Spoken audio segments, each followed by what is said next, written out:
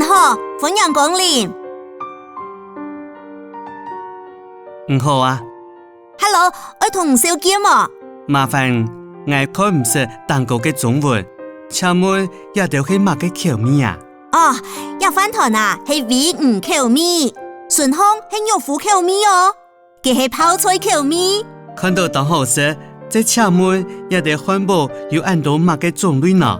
啊，左片啊係豬肉漢堡，右片呢係雞肉漢堡。嘅我哪一隻豬肉漢堡？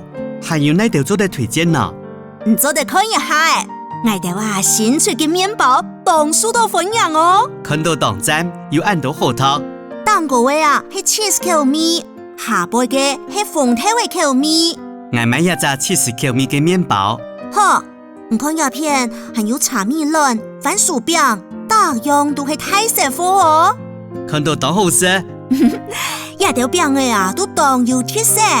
嘅我買一包餅嘅，請問你哋有嗰類種嘅礦泉水嗎？有啊，我條咖啡有無餅嘅，沒有油餅嘅礦泉水。嘅我要拿一罐無餅嘅礦泉水。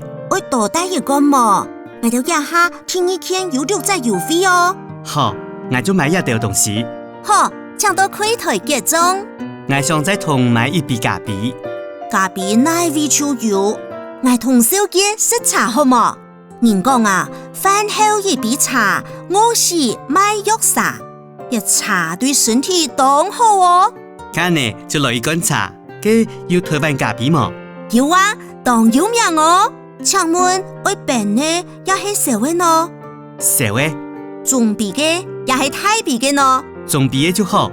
好，一杯中鼻嘅台灣小咖啡，我攞唔加糖嘛？請讓我幫我一包糖。冇問題。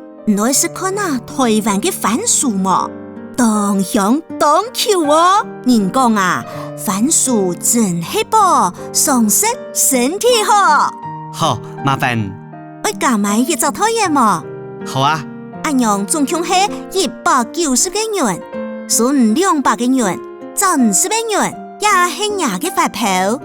請啲順豐等一下，nhà嘅難受食物同咖啡，啱時就好了。